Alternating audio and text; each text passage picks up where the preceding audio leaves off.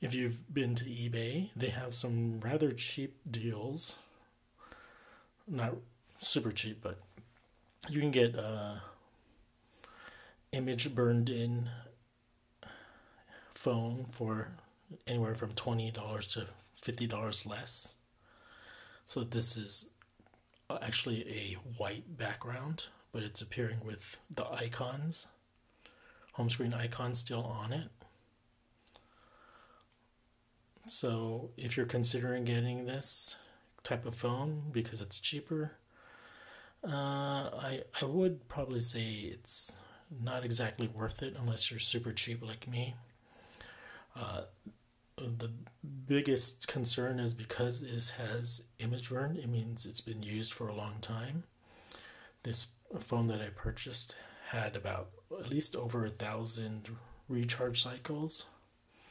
And when I ran, let me show you.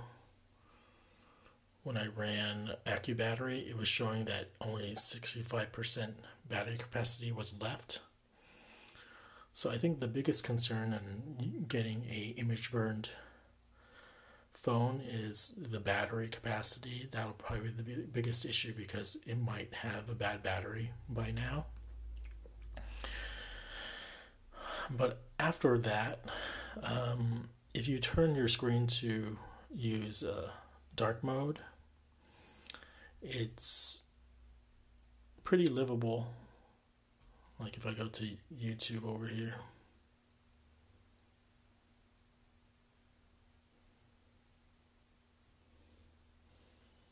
if it's in dark mode, it's not so bad.